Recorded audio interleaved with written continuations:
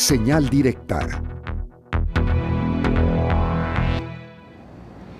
Bueno, y continuando con las reacciones a propósito de la creación de esta Secretaría de Inteligencia y Búsqueda en Jalisco, bueno, pues CEPAT ha emitido un comunicado en el cual advierte los asegúnes a la creación de esta Secretaría, y nosotros agradecemos el que nos acompañe para platicar al respecto Ana Carolina Chimiak, codirectora de CEPAT. Gracias por acompañarnos. Muy buenas tardes también a televidentes y muchas gracias por la invitación y por el espacio. Pues Ana Carolina, ¿han ustedes advertido ya que era más necesario crear una fiscalía o fiscalías especializadas, pero que fueran estas autónomas, entre otros puntos? Yo regresaré a una pregunta que ya planteaba en otra de las entrevistas que realizábamos. A partir de lo que ya se aprobó en este momento, ¿qué se debería de hacer? ¿O recurrir a acciones legales o cómo aprovechar lo que ya existe a partir en el papel, por lo menos, después de esta aprobación? Hay varias opciones en cuanto a lo que preguntas y sobre todo considerar tanto el contenido de las propias reformas como también el proceso de qué manera se llevó a cabo su aprobación. En este sentido, lo que señalamos desde el CEPAT y lo que también quisiera recalcar aquí es que estas iniciativas o estas reformas más bien abordan pues el tema de desaparición de personas, o sea, tanto entre otros temas, pero uno de los temas claves es el tema de desaparición de personas. Entonces crean pues la Secretaría de Inteligencia y de Búsqueda de Personas y por otro lado, por ejemplo, pues justo lo que mencionaste, la Fiscalía especializada para investigar los delitos en materia de desaparición. En este sentido, cuando estamos hablando sobre creación de leyes, políticas públicas, los cambios de prácticas institucionales que corresponden al tema de búsqueda y tema de desaparición de personas, las autoridades, incluyendo el Congreso local, están obligadas a generar un proceso de participación conjunta. ¿Qué quiere decir eso? Eso quiere decir de que hay que generar los mecanismos que permiten la escucha, el diálogo que pudiera ser incluyente, representativo, donde se puedan recabar las necesidades, las voces, las experiencias y observaciones de familiares de personas desaparecidas.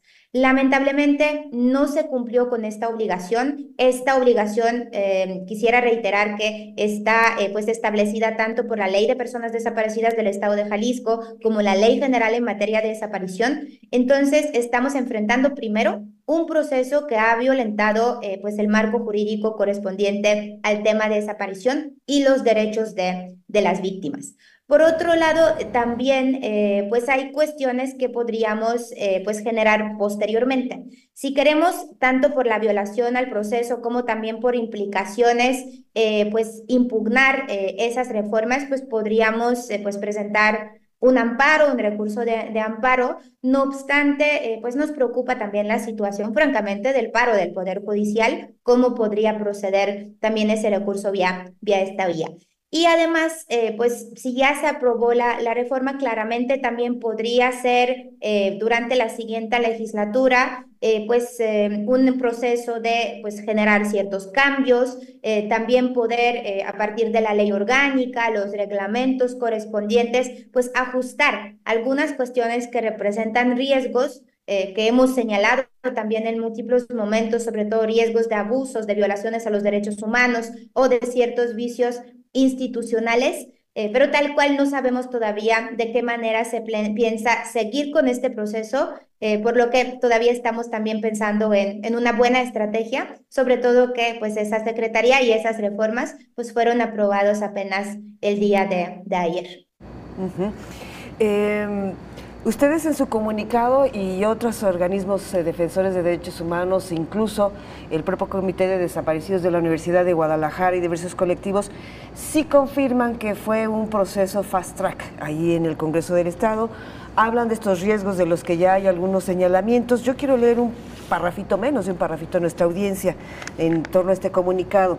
Lamentamos profundamente que durante las 2 últimas semanas de la saliente legislatura del Congreso del Estado de Jalisco, las y los diputados evidenciaron una vez más y con más cinismo que no les importan las necesidades de las familias de personas desaparecidas. Han dejado claro que los intereses y negocios políticas partidistas son más prioritarios. La pregunta es, ¿sí es una secretaría para mayor burocracia? Para nosotras, por mientras, sí. Desconocemos varias de las implicaciones correspondientes a esa secretaría.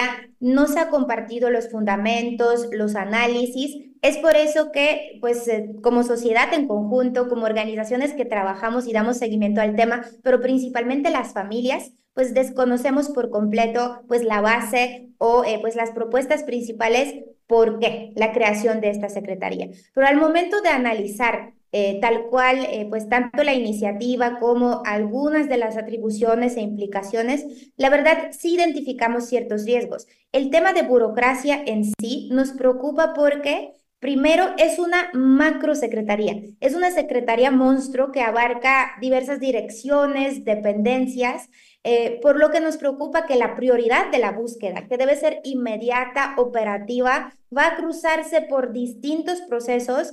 El tema de coordinación interinstitucional siempre ha sido el reto y no se ha podido subsanar en años, entonces dudamos que también con esa secretaría se va a poder subsanar y pues nos preocupa también sobre todo que es una fusión entre búsqueda, inteligencia, seguridad pública, pero también varias de las atribuciones de investigación criminal. Entonces, ante ello, el tema de búsqueda en sí, ¿dónde se coloca? Quisiera recordar que cuando se crearon las leyes en materia de desaparición que han sido creadas a partir de las exigencias de las familias, en aquel momento se exigió la creación de comisiones de búsqueda, comisiones que están por completo desvinculadas orgánicamente, metodológicamente, del sistema de procuración de justicia, o sea, de las fiscalías, pero también de seguridad pública. Entonces, al momento de que todo esto se fusione, nos preocupa que búsqueda va a quedar como un tema secundario y que como siempre se va a priorizar tanto el tema de persecución del delito y toda la cuestión del enfoque punitivo, y por otro lado también que se trasladarían a estas comisiones de búsqueda que iban a ser instancias distintas, pues todos estos vicios institucionales y malas prácticas de las fiscalías y de seguridad pública, pues que lamentablemente por años han demostrado opacidad, corrupción o hasta colusión entre las autoridades y órganos o los organismos del crimen organizado. Entonces, tal cual, esa parte nos preocupa por completo.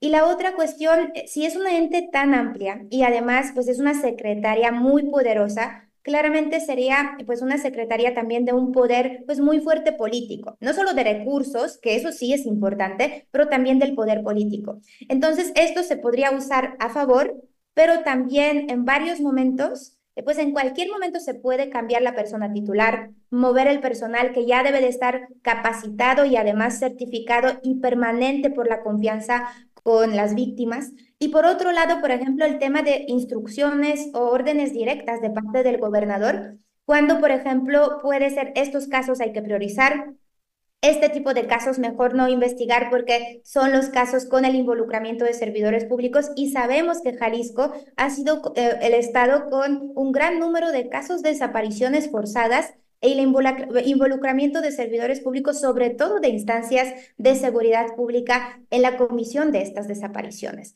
Entonces también esa parte pues nos alarma por completo.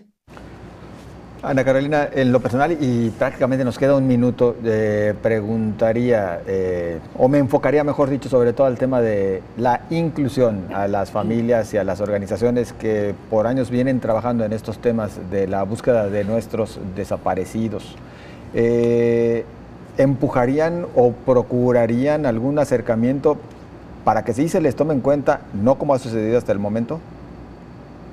Pues esperamos que sí se logre establecer los procesos, pues por ahora estamos con ese rechazo que no se generó este proceso de diálogo, lo firmaron pues más de 25 colectivos del país, entre otros 200 actores, y pues entre ellas gran parte de estos 25 colectivos son de Jalisco. Ahora la postura pues claramente de muchas familias pues es indignación, es coraje, es frustración. Es importante también que las familias pueden, con el apoyo de medios de comunicación, transmitirlo. Y en ese sentido, ese mensaje de que tanto con esa iniciativa de parte del Congreso, pero sobre todo del futuro gobernador, no se consideró las familias, pues nos preocupa por completo qué pasaría después. Porque el gobernador electo en varios momentos mencionaba, yo estoy trabajando con familias, quiero establecer diálogo con las familias, pero este proceso nos ha evidenciado por completo que las familias no están en el centro de su actuación, violentando, como decía antes, ese principio de participación conjunta. Y si eso estamos viendo a inicios de la siguiente administración, después de 6 años de cierre de diálogo completo con las familias durante la actual administración, durante el actual sexenio, pues es un mensaje sumamente pues oscuro, sumamente preocupante y pues no sabemos qué esperar, pero sí pues la expectativa es que pues se pueda generar esos mecanismos de diálogo y pues los procesos adecuados de participación Sí. que sean verdaderamente representativos e incluyentes y que tanto involucren las familias pues de centro de, o sea, de zona metropolitana de las regiones y obviamente la academia, las Bien. instancias internacionales y organizaciones de la sociedad civil. Carolina, se nos agotó el tiempo. Muchísimas gracias. Muchísimas gracias por el espacio y muy buena tarde. Hasta pronto. Y la consigna para el legislativo saliente y al entrante y al gobernador electo sin las familias, no.